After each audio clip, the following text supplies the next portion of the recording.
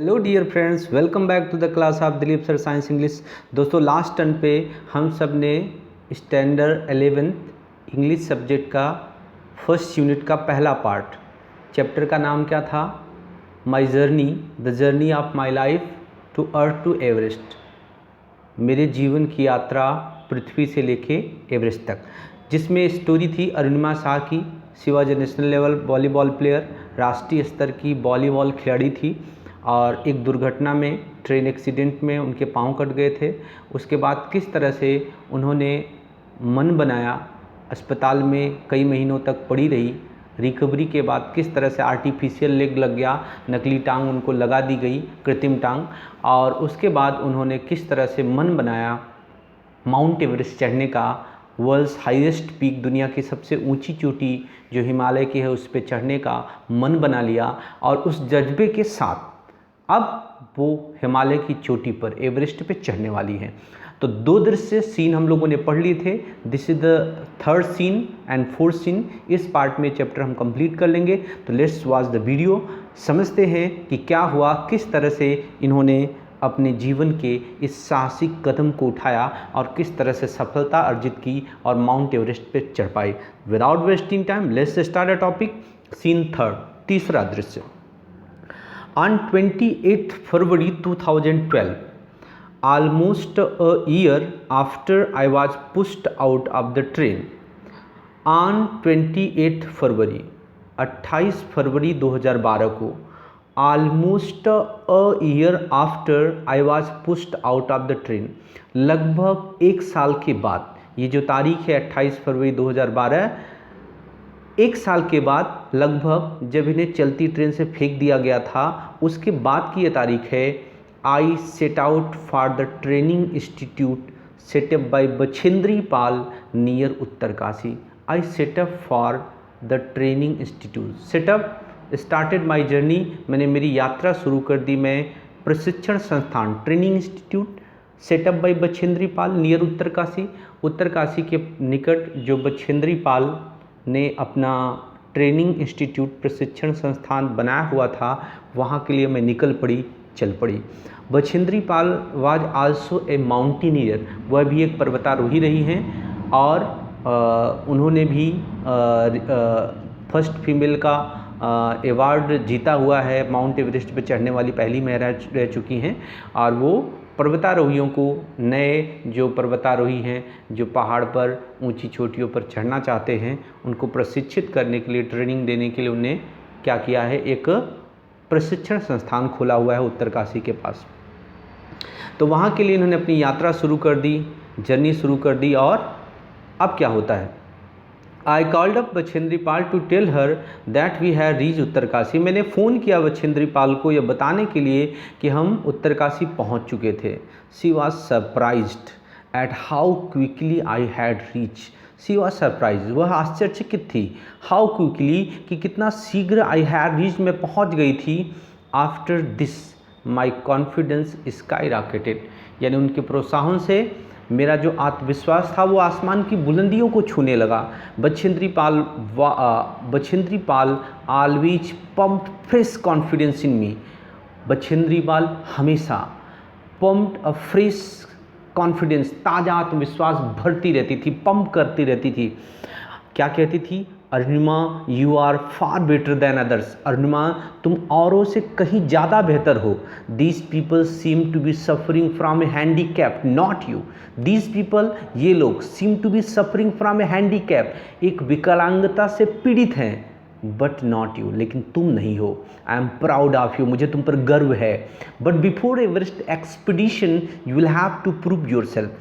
But before Everest expedition, Everest की साहसिक यात्रा, एक्सपीडिशन कोई साहसिक यात्रा, साहसिक कार्य, किंतु एवरेस्ट की साहसिक यात्रा के पहले you will have to prove yourself, तुम्हें खुद को साबित करना होगा कि क्या तुम एवरेस्ट पर चढ़ने के काबिल हो या नहीं हो। If you climb to 21,798 feet high Chamser Kangri mountain in Ladakh, you will be on your way to Everest. If you climb 21,798 feet high Chamser Kangri mountain Ladakh. अगर तुम लद्दाख में ये जो पहाड़ी है चमसार कांगड़ी नाम की पहाड़ी है, इसकी ऊंचाई है 21,798 feet.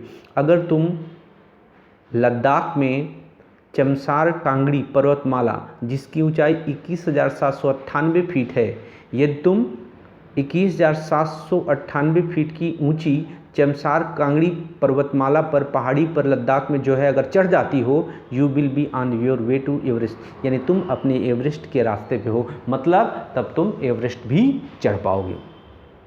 I successfully completed this expedition, successfully सफलतापूर्वक कंप्लीटेड पूरा कर लिया दैट एक्सपीडिशन, इस साहसिक यात्रा को, यानी चमसार कांगड़ी 21,798 फीट की ऊंची पहाड़ी को मैं सफलतापूर्वक चढ़ गई।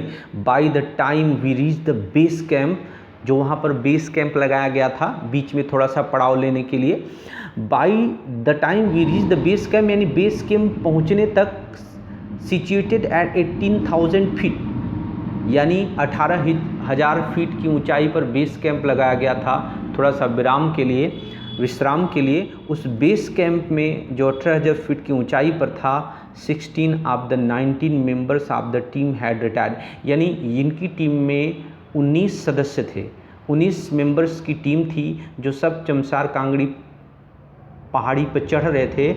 18,000 फीट की ऊंचाई पर बेस कैंप लगाया था, आधार कैंप लगाया गया था कि पहले यहाँ तक पहुँचो और उसके बाद यहाँ से आगे की चढ़ाई करेंगे। वहाँ तक जो पहुँच जाएगा चांसेस पूरे हैं कि वो एक्सपीडिशन कंप्लीट कर लेगा। लेकिन यहाँ पर इन्होंने क्या बताया कि by the time we reach the base camp situated at 80,000 feet, 16 of the 19 members of the team had retired, यानी टीम के जो 19 सदस्य थे, 19 सदस्यों में से 16 सदस्य हैड रिटायर्ड, सेवानिवृत्त हो गए, पद निवृत्त हो गए, मतलब उन्होंने आगे की चढ़ाई करना छोड़ दिया, वहाँ तक चढ़ ही नहीं पाए, केवल 3 लोग बेस कैंप तक पहुँच पाए। Bachendri Pal greeted me at the base camp, Bachendri Pal ने मेरा अभिवादन किया बेस कैंप पर, क्या कह के, मेरी शेरनी कह के बछेंद्री पाल ने मेरा अभिवादन किया बेस कैंप पे। She said and took me in her warm embrace, और उन्होंने मुझे मेरी शेरनी कहा और अपनी गर्मजोशी से उन्होंने मुझे अपने गले से लगा लिया। एम्ब्रेस मतलब हक, गले लगाना।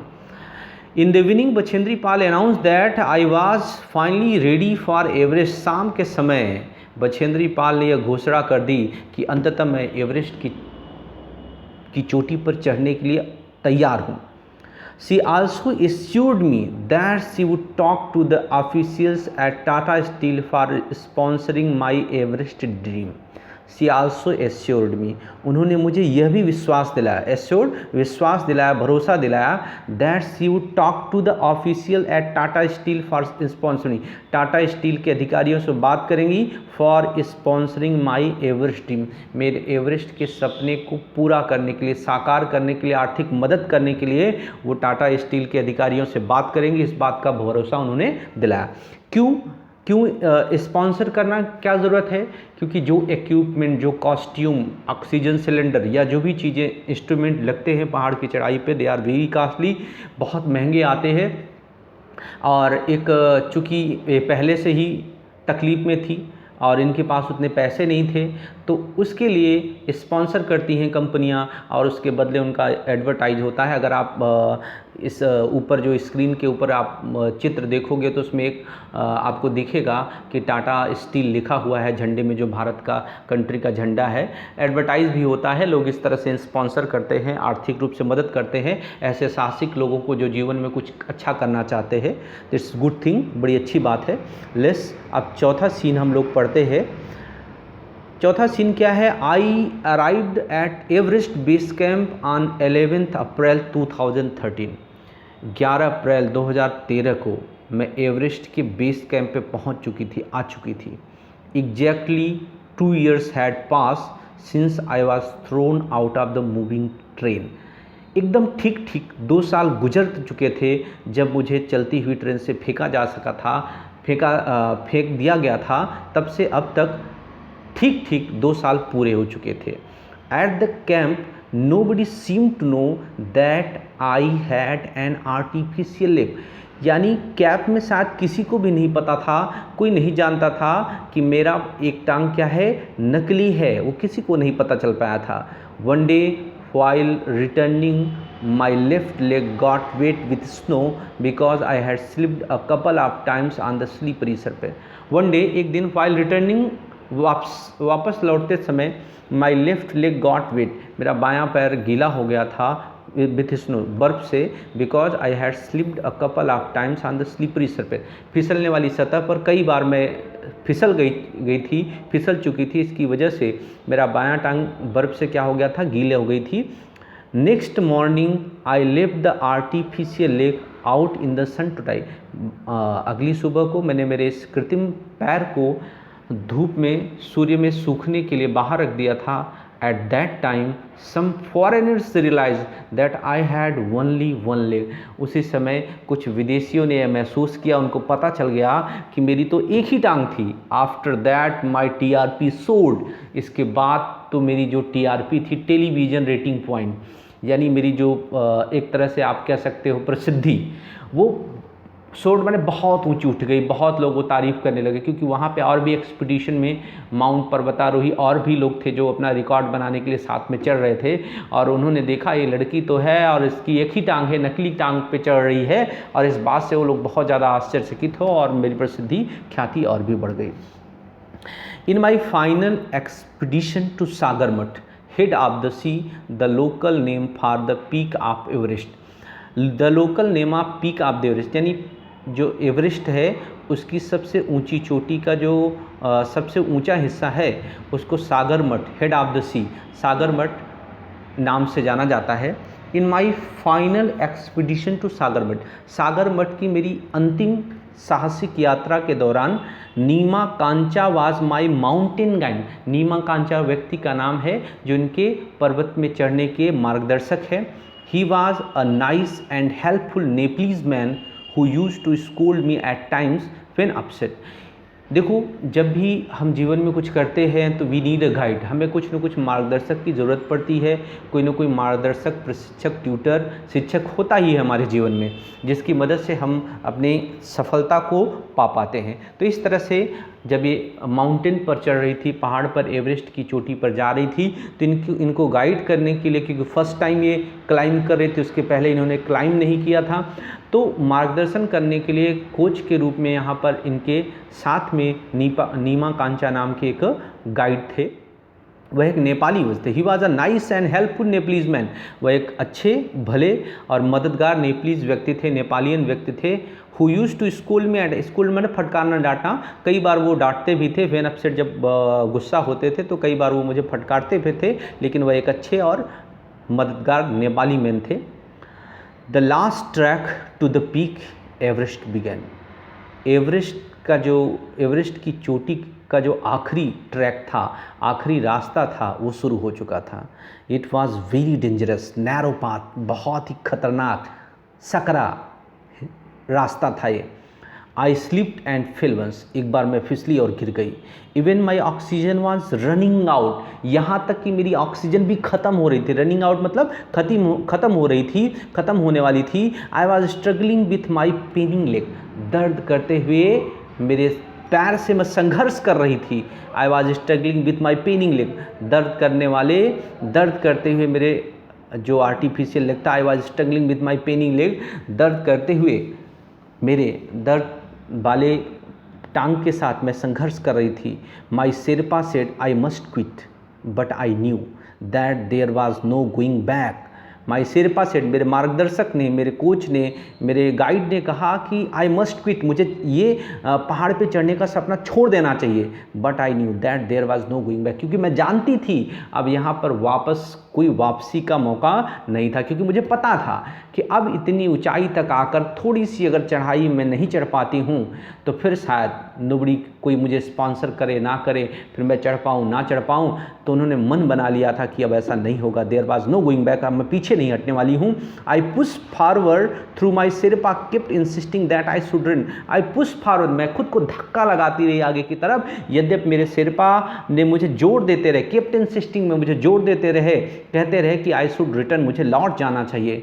आई have enough oxygen to reach the summit and host the country's flag. मैंने कहा कि मेरे पास पर्याप्त ऑक्सीजन है टॉप पे पहुंचने का, चोटी पे पहुंचने का और देश के झंडे को वहां पर गाड़ देने का के लिए पर्याप्त ऑक्सीजन है, और उसके बाद जो भी होगा देखा जाएगा। What happens afterward doesn't matter any more. उसके बाद जो भी होगा कोई फर्क नहीं पड़ता है मुझे। I told Neema Kancha firmly, दृढ़तापूर्वक मैंने कांचा नीमा को बता दिया कि बाद में जो होगा होगा, मैं मर भी गई तो कोई फ़र्क नहीं पड़ता है, लेकिन ये मेरे पास आखिरी मौका है, उसके बाद मुझे मौका मिले ना मिले, इसलिए मैं वापस नहीं जाना चाहती। दृढ़तापूर्वक मैंने कह दिया। रिमेंबर, याद रखना, I told Neema Kancha formally, दृढ़तापूर्वक मैंने बता दिया। Remember, none can defeat you until you concede. एक बहुत बड़ी बात यहाँ ने कर दिया, याद रखो, नन कैन डिफीट यू, कोई भी आपको हरा नहीं सकता है, अंटिल यू कंसीड, जब तक आप घुटने टेक नहीं देते, खुद सरेंडर नहीं कर देते, खुद हार नहीं मान लेते, तब तक कोई भी व्यक्ति आपको, कोई भी चीज़ आपको हरा नहीं सकती है। Yes, occasional failures will test you but keep trying. किंतु अवसर कभी कभार, ऑकेशनल समटाइम्स, कभी कभार ये जो असफलताएं होती वो हमारी परीक्षा लेती हैं, बट कीप ट्राइंग, किंतु कोशिश करते रहना चाहिए, कोशिश करना जारी रखें। Some doors of opportunity will certainly open. Certainly, निश्चित रूप से, श्योरली, अवसरों के कुछ दरवाजे, सम डोर्स ऑफ अपॉर्चुनिटी, अवसरों के कुछ दरवाजे निश्चित रूप से खुलेंगे। Then I could see him following me even as continued to drag myself to the top. Then I could see, फिर मैं उनको देख सकती थी, following me, मेरे पीछे पीछे आते हुए, even as I continued to drag myself to top, यानी पहाड़ की चोटी की तरफ, टॉप की तरफ मैं खुद को घसीट रही थी। ड्रैग का मतलब घसीटता, चल तो पा नहीं ले पाते, दर्द भी हो रहा था, ऑक्सीजन भी कम हो रही थी। कहा कि I continue to drag myself to the top, पहाड़ की चोटी की तरफ खुद को मैं घसीट रही थी और मैं उनको अपने पीछे आते देख सकती थी। The drag walk, drag continue till it finally happened. ये घसीट के चलना, घसीटते हुए चलना जारी रखा जब तक ये पूरा नहीं हो गया, मतलब जब तक मैं पहाड़ की चोटी पर पहुंच नहीं गई तब तक मैं चलती रही, घसीटती रही, अपने आप को आगे की तरफ धक्का मारती रही। The top is small 20 by 20 ice table, जो एकदम ऊंची जगह थी, एवरेस्ट की एकदम जगह थी, वो 20 by 20 की एक आइस टेबल थी, बर्फ की चौकड़ी थी, 20 by 20 की जगह थी। आई सा several flags of various countries flirting proudly, मैं वहाँ पर अनेक देशों के झंडे, वेरियस कंट्रीज फ्लटिंग प्राउडली, विभिन्न देशों के झंडे को फ्लटिंग में फफड़ाते हुए, लहराते हुए, मैंने गर्व से लहराते हुए कई देशों के झंडे को वहाँ मैं देखा। I had lived this moment so many times in my mind that I did not have to be told that finally I had arrived. I had lived this moment, यानी इस क्षण को मैं कई बार जी चुकी थी। So many times, इतनी बार जी चुकी थी मेरे दिमाग में, that I did not have to be told that I finally I, कि मुझे बताने की ज़रूरत नहीं थी कि मैं आखिरी में मैं यहाँ पर पहुँच चुकी थी। क्यों? क्योंकि कई बार इन्होंने सपना देखा था, ड्रीम देखा था कि मैं वहाँ पहुँचकर कैसा महसूस कर रही होंगी, मैं वहाँ पर हूँ। कई बार इन्होंने अपने मस्तिष्क में, विचारों में सपने को देखा था और आज वो हकीकत हो चुका था। कहा कि I had live this moment so many times, इस क्षण को मैं इतनी बार जी चुकी थी मेरे दिमाग में, मस्तिष्क में, that I did not have to be told that finally I had arrived, मुझे बताने की ज़रूरत नहीं थी कि मैं वहाँ पर पहुँच चुकी थी। At 10:55 on 21st May 2013 I was on the top of the world. 10:55 पर सुबह 21 मई की सुबह 21 मई 2013 की सुबह को 10:55 पर I was on the top of the world, मैं दुनिया की सबसे ऊंची जगह पर थी। I felt like dancing, crying and laughing at the same time, एक ही समय पर मैं खुद को नाचना चाहती थी, रोना चाहती थी, चिल्लाना चाहती थी और हंसना चाहती थी। My mind was a kaleidoscope of emotion, मेरा दिमाग भावनाओं के विभिन्न चित्रों का कैलिडोस्कोप मतलब होता है मूर्ति दर्शन चित्र, यानी एक नली होती है, खिलौने की नली होती है, पारदर्शी नली होती है जिसमें देखो विभिन्न रंग दिखाई देते हैं, तो विभिन्न भावनाओं के विभिन्न रंगों की छटा बन चुका था मेरा दिमाग। Everyone has a reason to be alive, alive मतलब जिंदा रहना। सबके पास जिंदा रहने का कोई ना कोई कारण होता है, एक कारण होता है। Maybe this was mine, हो सकता है ये मेरा था। I held my flag and raise both my hands high up to the register my country's regard. I held my flag, मैंने मेरे झंडे को पकड़ा, and raise both my hands high up to the register, मेरे दोनों हाथों को ऊपर उठाया, हाई अप ऊंचे उठाया, रजिस्टर्ड माई कंट्रीज रिकॉर्ड, मेरे देश के रिकॉर्ड को संग्रहित करने के लिए, रजिस्टर करने के लिए, नामांकित करवाने के लिए मैंने मेरे देश के झंडे को एक हाथ में पकड़ा और दोनों हाथों को ऊपर उठाया कि मैं भी मेरे देश से लेकर मैं भी यहाँ पर पहुँच चुकी हूँ, और इस तरह से मैंने मेरी साहसिक यात्रा पूरी कर ली। फ्रेंड्स, नाउ ये ख़त्म होता है चैप्टर। यहाँ पर अरुणिमा शाह से हमें बहुत कुछ सीखने को मिलता है कि इतनी विषमताओं के बाद, ऐसी विपरीत परिस्थितियों के बाद अरुणिमा सिन्हा ने अपनी कठिनाइयों की चिंता न करते हुए सफलता अर्जित की, सफलता की ऊंचाई को छुआ। और इवन माउंट एवरेस्ट ही नहीं, दुनिया के जो टॉप पीक्स है ना, सब जगह पर वो बारी बारी से चढ़ रही। ऑस्ट्रेलिया के जो टॉप हाई माउंटेन्स है वहाँ पर चढ़ चुकी हैं, हर साल कुछ न कुछ नया करती हैं, और इस तरह से बहुत ही प्रेरणादायक कहानी है इनकी, और हम इन्हें देखें, समझें। और you can go on YouTube and search Arunima Sinha के बारे में। आप इनके खुद के दिए गए भाषणों से भी इनको आप देख सकते हो, समझ सकते हो। शी इज स्टिल अलाइव, अब भी जीवित है, हमारे लिए बहुत ही उदाहरण है, और ख़ासकर फीमेल्स के लिए भी बहुत बड़ा उदाहरण है। इस समाज में जो लोग मानसिकता रखते हैं कि लड़कियां कुछ नहीं कर सकती हैं, उनके लिए भी ये बहुत बड़ा उदाहरण है। और आप सब जो भी इस वीडियो को देख रहे हो, पढ़ रहे हो बच्चों, आप चाहे लड़के हो चाहे लड़की हो, मेल हो फीमेल हो, कुछ लोग, हम सब के पास अवसरों के दरवाजे होते हैं। If you keep knocking you got the door open. Bible में एक बहुत बड़ा फ्रेज लिखा है कि if you keep knocking you got the door open. अगर आप खटखटाते रहोगे ना तो दरवाज़ा खुलेगा।